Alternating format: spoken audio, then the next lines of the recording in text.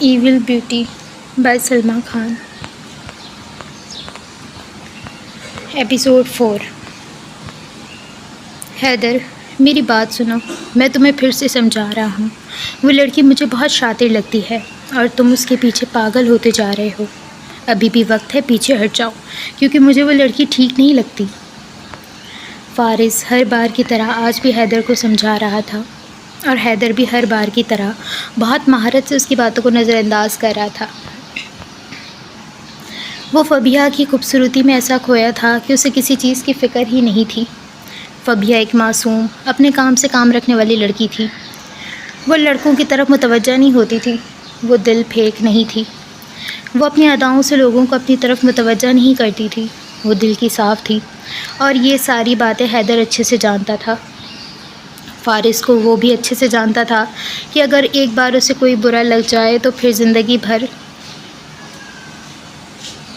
اسے وہ برے الفاظ میں ہی یاد رکھتا تھا. اور وہ یہ بھی جانتا تھا کہ فارس کو فبیہا بالکل نہیں پسند، اس لیے تو وہ ہر بار حیدر کو اس سے دور رہنے کے لیے کہتا تھا.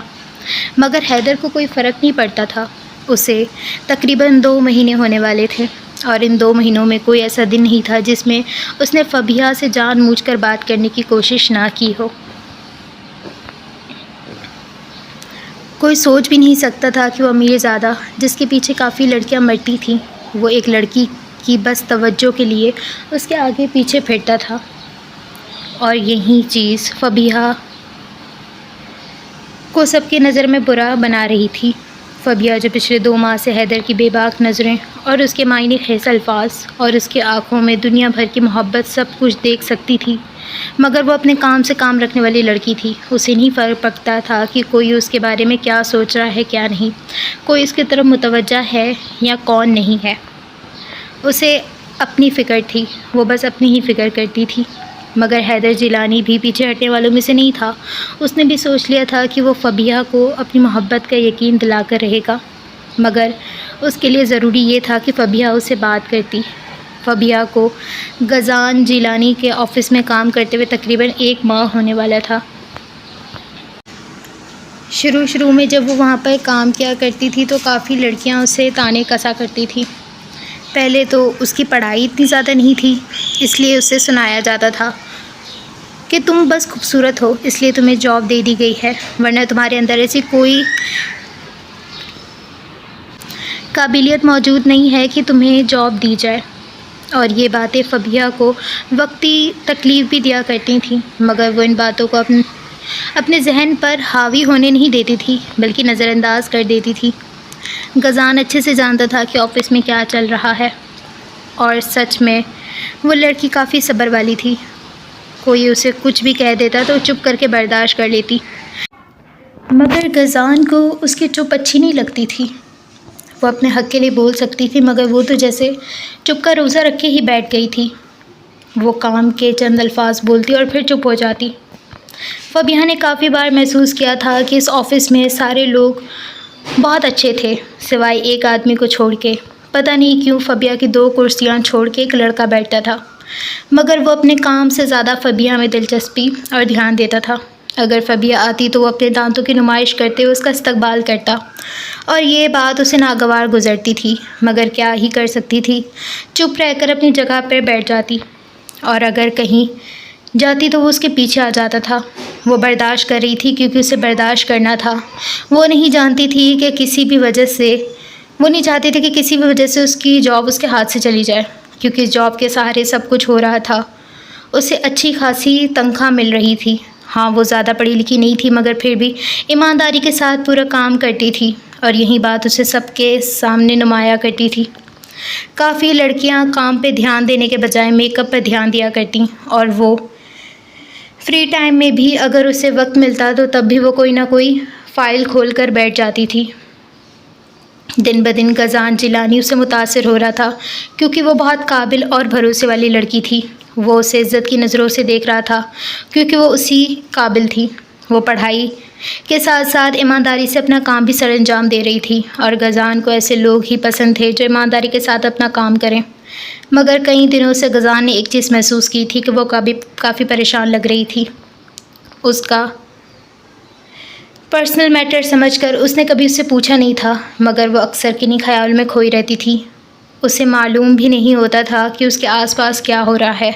आज भी गज़ान जब अपने ऑफिस के बाहर निकला तो उसे अपने ध्यान में किसी ख्यालों में खोई डेस्क पर किसी ख्यालों में खोई पाया था। तो अब उससे रहा नहीं गया और वो अपना रुख उसकी तरफ कर चुका था। फबिया को बिल्कुल महसूस नहीं हुआ कि गज़ान उसकी तरफ आ रहा है। जब गज़ान बिल्कुल उसके करीब पहुंचा तो उसने गौर से उसे देखा था। वो सच में कोई मासूम परी लग रही थी। बेसाख्ता गज़ान ने उसके चेहरे से नज़रें फेर लीं। बिलाखिर फबिया को किसी की मौजूदगी का एहसास हुआ तो अपने ख्यालों से निकलकर जैसे ही सामने देखने लगी तो अपने सामने गज़ान को खड़ा देखकर एक पल के लिए वो साकित हो गई। वो बहुत गौर से उसे देख रहा था और फबिया ने जैसे ही उसे देखा जल्दी से अपना दुपट्टा ठीक करके अपनी जगह से उठ खड़ी हुई। जी सर, आपको कुछ चाहिए था? वो घबराते हुए उससे पूछ रही थी। गज़ान सीने पर हाथ बांधे गहरी नज़रों से उसे देख रहा था और फिर अगला गला खनकार कर बस इतना ही बोला कि ऑफ़िस में आ जाएं आप। और उसका इतना कहना था कि फबिया अंदर तक डर गई थी। उसे लग रहा था कि आज उसका आखिरी दिन होगा यहाँ पे।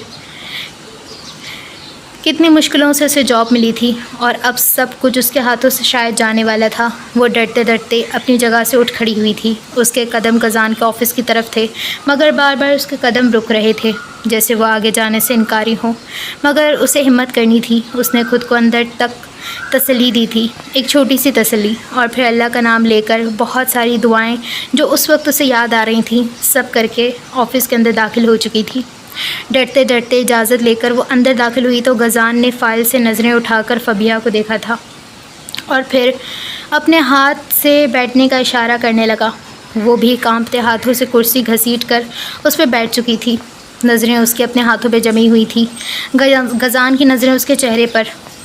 देखिए मिस फबिया, मैं आपसे सीधी बात करूँगा। घुमा फिरा के बात करना मुझे पसंद नहीं। मैंने कई बार इस चीज़ को महसूस किया है कि आप कुछ ख्यालों में खोई रहती हैं। मैं ये नहीं कहता कि आप अपने काम पे ध्यान नहीं दे रही, बल्कि आप ईमानदारी से अपना काम सर अंजाम दे रही हैं, मगर कभी कभार ऐसा महसूस होता है कि आप ऑफ़िस में होकर भी ऑफ़िस में नहीं होती। आपका जहन कहीं और है। देखें, मैं समझता हूँ मेरा ये कहना नहीं बनता और शायद ये बात करना मुनासिब भी नहीं है, लेकिन अगर आपको कोई परेशानी है तो आप मुझे बता सकती हैं। अगर आपको माली कोई परेशानी है या फिर कोई और परेशानी तो आप मुझे बता सकती हैं। हो सकता है मैं कोई हल निकाल सकूं और आपकी मदद करके मुझे खुशी महसूस होगी, क्योंकि अपने ऑफ़िस में ईमानदार लोगों की मैं बहुत कदर करता हूं और आप उनमें से एक हैं। गज़ान ने बहुत मोहतात अल्फाज में उसे सब चीज़ तफसील से बता दी थी। बेसाख्ता फबिया ने नफ़ी में सर हिलाया। नहीं सर, पहले परेशानी थी घर की, लेकिन जब से ये जॉब मिली है अल्हम्दुलिल्लाह घर बहुत अच्छा चल रहा है और मुझे कोई पैसों की भी ज़रूरत अभी नहीं है। बहुत शुक्रिया आपका। उसने खुश्क होंठों पर ज़बान फेरते हुए उसे जवाब दिया था। गज़ान ने गहरी आँखों से उसे देखा। क्या कोई और परेशानी है? वो पूछे बगैर नहीं रह पाया। फबिया कुछ देर खामोश रही, फिर उसे कुछ वाक़यात याद आने लगे। आपसे कितनी बार कह चुकी हूँ मेरा रास्ता मत रोका करें, आपको समझ नहीं आता? हर रोज़ की तरह आज फिर हैदर उसके रास्ते में आ गया था और वो उसे बातें सुना रही थी। हैदर ने मुस्कुराते हुए उसे देखा और फिर यकदम अपनी जगह पे रुका। देखें हैदर, मैंने आपसे अभी वो कुछ भी कहती जब हैदर ने बीच में उसके अल्फाज उसके गले में ही दबा दिए। क्लास में चलें, बात करते हैं। और हैदर जिलानी ने पहली बार फबिया का हाथ पकड़ा और उसे हाथ पकड़ के क्लास के अंदर दाखिल हो चुका था। क्या पागल हो गए हैं आप? मैंने कहा हाथ छोड़ें, मैंने कहा छोड़ें। अभी वो कुछ भी कहती जब क्लास के अंदर वो लोग दाखिल हो चुके थे। हर तरफ लाल कलर के गुलाब और सामने ही बोर्ड पर बहुत बड़े अल्फाज में कुछ लिखा हुआ था, विल यू मैरी मी। और फबिया अपनी जगह पे साकित खड़ी रह गई। उसने तो सोचा भी नहीं था कि हैदर जिलानी जैसा शख्स उसे शादी के लिए प्रपोज़ करेगा। अभी वो एक झटके से भी नहीं निकली थी जब पीछे से लड़के और लड़कियां शोर मचाना शुरू हो गई थीं। यस यस यस, हर तरफ बस यही आवाज़ें गूंज रही थीं। कुछ लड़कियां खुश थीं तो कुछ हसरत से उसे देख रही थीं। कुछ की आंखों में जलन थी तो कुछ की आंखों में अफसोस, कुछ की आंखों में नफ़रत थी तो कुछ की आंखों में चमक। वहाँ पर हर एक आँख में अलग अलग कैफियत मौजूद थी। مگر فبیہ کی آنکھوں میں حیرانی تھی۔ حیدر اس کا ہاتھ چھوڑ چکا تھا۔ ابھی وہ کچھ بھی کہتی کہ اس کی دوست شیزا نے آگے بڑھ کر فبیہ کا ہاتھ حیدر کی طرف بڑھایا تھا، اور فبیہ بے یقینی سے اپنی دوست کو دیکھتی رہ گئی۔ اس نے تو سوچا بھی نہیں تھا کہ شیزا ایسا کرے گی، مگر وہ مسکرا رہی تھی۔ باقی لوگ بھی مسکراتے ہوئے ان دونوں کو دیکھ رہے تھے، جب اگلے ہی پل حیدر نے وہ ہاتھ تھام لیا، اور پھر فبیہ کی آنکھوں میں حیرانی اور اس کی آنکھیں حیرانی سے باہر پھٹنے کو آ گئی تھیں جب اس نے ایک بہت خوبصورت ڈبی کھولی۔ اس ڈبی کے اندر ایک خوبصورت انگوٹھی تھی، اور اب وہ ایک گھٹنا زمین پر رکھ کر فبیہ کی آنکھوں میں آنکھیں ڈال کر دیکھ رہا تھا۔ دیکھیں، میں نہیں جانتا یہ کب ہوا، کیسے ہوا، کیوں ہوا، کچھ بھی نہیں جانتا میں۔ ہاں، لیکن میں یہ جانتا ہوں کہ میں تمہاری معصومیت پر پہلی نظر میں ہی فدا ہو گیا تھا، اور میں تمہیں زندگی بھر اپنے دل کے قریب رکھنا چاہتا ہوں۔ میں تمہیں کھونا نہیں چاہتا، کسی بھی صورت میں نہیں۔ اس لیے میں تمہیں آج اپنی زندگی میں شامل کرنے کے لیے یہاں پر موجود ہوں۔ کیا تم مجھ سے شادی کرو گی؟ اس کی اس بات پہ فبیہ حیرانی سے اسے دیکھ رہی تھی، اور اگلے ہی پل اس کی آنکھوں میں بے یقینی کے ساتھ غصہ بھی بھرنے لگ گیا تھا۔ ابھی وہ کچھ بھی کہتی جب شیزا نے اس کا ہاتھ دبا کر اسے ٹھنڈا رہنے کا کہا تھا، مگر وہ ایک قہر بھرتی نظر شیزا کو دیکھ رہی تھی، گویا کہنا چاہتی ہو تمہیں تو میں بعد میں دیکھ لوں گی۔ حیدر اسی طریقے سے زمین پہ بیٹھا ہوا تھا۔ فبیہ نے جب نظریں گھما کر ادھر ادھر دیکھا تو بہت سارے لوگ تھے، اور وہ یہاں پہ کوئی تماشا کھڑا نہیں کرنا چاہتی تھی، اس لیے چپ چاپ اس نے وہ ہاتھ حیدر کے ہاتھ سے ہٹایا اور پھر باہر کی طرف چلی گئی تھی۔ حیدر وہیں اسی پوزیشن میں بیٹھا رہ گیا، مگر شیزا نے جیسے ہی اسے باہر جاتے ہوئے دیکھا بلند آواز میں حیدر سے مخاطب ہوئی۔ وہ بہت شرمیلی لڑکی ہے، اسے یہ سب چیزیں پسند نہیں، پہلی بار ہے نا، اس لیے تھوڑا شرما گئی ہوگی، اسے وقت دو، وہ ضرور مان جائے گی۔ وہ حیدر کو دیکھ کر مسکراتے ہوئے کہہ کر فبیہ کے پیچھے جا چکی تھی۔ حیدر بھی مطمئن ہو گیا تھا، کیونکہ اتنا تو وہ جانتا تھا کہ فبیہ دوسری لڑکیوں کی طرح نہیں تھی، نہ وہ ایسی لڑکی تھی کہ فوراً ہاں کر دیتی، کیونکہ وہ پیسوں پہ مرنے والی نہیں تھی، اور اگر کوئی اور لڑکی ہوتی تو وہ خوشی سے بھی ساتویں آسمان پر جھوم رہی ہوتی، مگر وہ فبیہ تھی۔ اسے فرق نہیں پڑتا تھا کہ کس کے پاس کیا موجود ہے کیا نہیں، وہ بس اپنے کام سے کام رکھتی تھی، اور وہ ایسا ہی کر رہی تھی۔ یار فبیہ رک جاؤ، اتنا کیا غصہ؟ شیزا اسے روکنے کی کوشش کر رہی تھی، مگر وہ سب کو نظر انداز کرتے ہوئے باہر کی جانب بڑھ گئی تھی۔ اپنا منہ بند رکھو تم، یہ کیا تماشا لگایا ہوا تھا تم لوگوں نے؟ ہاں بتاؤ مجھے، میں نے تم سے یہ امید نہیں کی تھی کہ تم بھی اس چھچورے آدمی کی طرح حرکتیں کرو گی، بلکہ اس کا ساتھ دو گی، لیکن تم نے تو دے دیا۔ واہ شیزا واہ، میں نے کبھی بھی نہیں سوچا تھا کہ تم ایسا کرو گی۔ وہ غصے سے اس پہ پھٹ چکی تھی، اور شیزا منہ پر تالا لگائے سب باتیں سن رہی تھی، کیونکہ وہ اچھے سے جانتی تھی کہ ابھی وہ غصے میں ہے، اور وہ کچھ بھی کہہ کر اسے مزید غصہ نہیں دلا سکتی تھی، اس لیے خاموشی سے سب کچھ سن رہی تھی۔ اچھا معاف کر دو، میری غلطی ہے، وہ کان پکڑتے ہوئے اسے معافی مانگ رہی تھی، اور وہ اسے کھا جانے والی نظروں سے دیکھ رہی تھی۔ اچھا نا، اتنی خوبصورت چہرے پر غصہ مت لاؤ، میرا دل آ جاتا ہے تم پر، وہ شرارتی لہجے میں کہہ کر اس کا غصہ ختم کر رہی تھی، اور فبیہ نے دفع ہو جانے والی نظروں سے اسے دیکھا اور پھر آگے کی جانب بڑھ گئی تھی۔ شیزا اچھے سے جانتی تھی کہ وہ اس کو سچ میں چاہتا ہے، وہ اس کی دوست تھی، اس کا بھلا چاہتی تھی۔ وہ یہ بھی جانتی تھی کہ اپنے گھر کا سارا خرچہ وہ خود اٹھاتی ہے، اور ساری زندگی اس نے صرف اپنے گھر والوں کے لیے ہی سوچتے ہوئے گزار دی تھی، اور اب وہ دل سے چاہتی تھی کہ اس کی دوست اپنے بارے میں سوچے، خود کی زندگی اچھی بنائے، اور اسے حیدر اس کے لیے اچھی چوائس لگا تھا فبیہ کے لیے، کیونکہ وہ بالکل اسی کی طرح تھا، اس کا بہت خیال رکھتا تھا۔ مگر یہ چیز فبیہ محسوس نہیں کر سکتی تھی، لیکن شیزا محسوس کر گئی تھی، اور اس لیے اس نے فیصلہ کر لیا تھا کہ وہ حیدر کا ساتھ دے گی، اور اس نے حیدر کو کہہ دیا تھا کہ وہ اسے منائے گی، لیکن اگر اس نے اسے دھوکہ دیا تو پھر یا تکلیف پہنچانے کی کوشش کی تو پھر شیزا سے برا کوئی نہیں ہوگا۔ اور اس کی اس بات پہ حیدر ہلکا سا مسکرایا تھا، کیونکہ اس نے اسے کہہ دیا تھا کہ وہ مر تو سکتا ہے مگر اسے تکلیف نہیں دے سکتا، اور اس کی اس بات پہ شیزا بھی یقین کر چکی تھی، اور اب اس کا ارادہ اس کو منانے کا تھا، کیونکہ وہ ماننے کو تیار ہی نہیں تھی، مگر اس نے سوچ لیا تھا کہ وہ اسے کیسے بغیر کر منائے گی، اور پھر شزا کا یہی معمول بن گیا تھا۔ وہ فبیہہ کے گھر بھی آ کر اسے بس یہی سمجھاتی تھی کہ وہ حیدر کے بارے میں ایک بار سوچے، مگر فبیہہ ہر بار ان باتوں کو نظر انداز کر دیتی تھی اور یہی کہہ دیتی تھی کہ ان امیر لڑکوں کے بس یہی حربے ہوتے ہیں لڑکی کو اپنی طرف مائل کرنے کا، جب کام پورا ہو جاتا ہے تو ٹیشو پیپر کی طرح پھینک دیتے ہیں، لیکن میں کسی کے ہاتھ کی کن پتلی نہیں بنوں گی۔ ہر بار وہ ایسا ہی جواب دے دیتی تھی، مگر شزا بھی ہار ماننے والوں میں سے نہیں تھی۔ وہ بھی اپنی ہر کوشش کر چکی تھی اور آگے کرنے کا ارادہ رکھتی تھی، اور اب نہ چاہتے ہوئے بھی فبیہہ حیدر کے بارے میں سوچ رہی تھی، کیونکہ شزا کی باتیں اس کے دل میں کہیں نہ کہیں گھر کر چکی تھیں، اور وہ نہ چاہتے ہوئے بھی اس انسان کو سوچ رہی تھی جو پہلی نظر میں ہی اسے بہت برا لگا تھا۔ شزا نے اس کو اس کی خوبیاں گنوائی تھیں، وہ خوبیاں جو آج تک فبیہہ نے اس کے اندر نہیں دیکھی تھیں، مگر پتہ نہیں کیسے شزا نے دیکھ لی تھی، اور وہ اسی وجہ سے پریشان تھی کہ وہ اپنے کام پہ زیادہ دھیان بھی نہیں دے پا رہی تھی، بس خیالوں میں کھوئی رہتی تھی، اور آج بھی وہ انہی خیالوں میں گم تھی جب اس کے باس نے اسے دیکھ لیا تھا اور اب وہ ان کے سامنے موجود تھی۔ غزان نے جب ٹیبل پر ہاتھ مارا تو وہ کسی خیالوں سے باہر نکلی اور پھر غزان کو دیکھنے لگی۔ وہ نہیں سمجھ پا رہی تھی کہ آخر اسے کیا ہو گیا ہے۔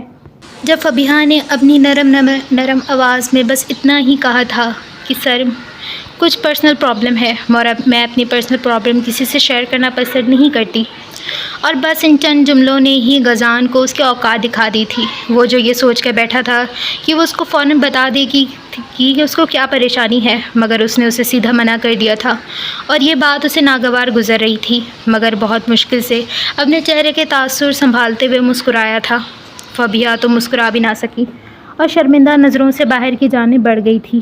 اس کے جاتے ہی غزان نے ایک لمبی سانس باہر خارج کی تھی، کیونکہ اسے کوئی مسئلہ تو تھا، مگر وہ اسے بتانا نہیں چاہتی تھی، اور وہ بس اس وقت کا انتظار کر رہا تھا جب وہ اسے اپنا مسئلہ بتائے۔ جب گھر پہنچی تو گھر میں عجیب سی ہلچل وہ محسوس کر سکتی تھی۔ وہ جب بھی گھر آتی تھی تو گھر میں ایک سناٹا سا ہوتا تھا، مگر آج ویسا کچھ بھی نہیں تھا۔ دروازہ کھولا، جب اندر گئی تو سامنے کا منظر دیکھ کر وہ اپنی جگہ پر جم سی گئی تھی۔ اگر کوئی کہتا کہ پتھر کا مجسمہ کیسا ہوتا ہے تو اس وقت کوئی بھی فبیہہ کو دیکھ کر یہ کہہ سکتا تھا کہ ہاں، وہ ایک پتھر کا مجسمہ بن گئی تھی۔ وہ پریشان حیران نظروں سے سامنے کا منظر دیکھ رہی تھی جہاں پر حیدر جیلانی اپنی فیملی کے ساتھ موجود تھا۔ وہ نہیں سمجھ پا رہی تھی کہ وہ یہاں پر کیا کر رہا ہے اور اس کی فیملی وہاں پر کیا کر رہی ہے۔ سامنے ہی چھوٹے سے صحن میں حیدر جیلانی اپنے والد زرقان جیلانی اور اس کی والدہ نسرین جیلانی کے ساتھ موجود تھا۔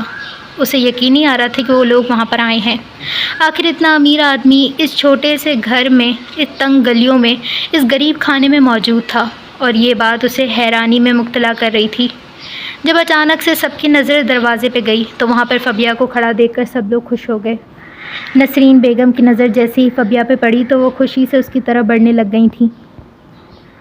انہیں فرق نہیں پڑتا تھا کہ وہ لوگ امیر تھے یا غریب، وہ ایک اچھے دل کی عورت تھیں اور انہیں پہلی نظر میں ہی وہ بہت اچھی لگی تھی۔ وہ مسکراتے ہوئے اس کے سر پر ہاتھ رکھ چکی تھیں۔ زرقان جیلانی بھی اسی طریقے سے مسکرا رہے تھے۔ آواز میں ایک روب تھا مگر لہجے میں انتہائی نرمی۔ البتہ حیدر نظریں ہاتھوں پر جمائے بے چین لگ رہا تھا، جیسے اسے ڈر ہو کہ فبیہہ کیا جواب دے گی، کہیں وہ انکار نہ کر دے، مگر اسے فبیہہ کے گھر والوں سے مل کر ایسا لگ رہا تھا کہ وہ انکار نہیں کرے گی۔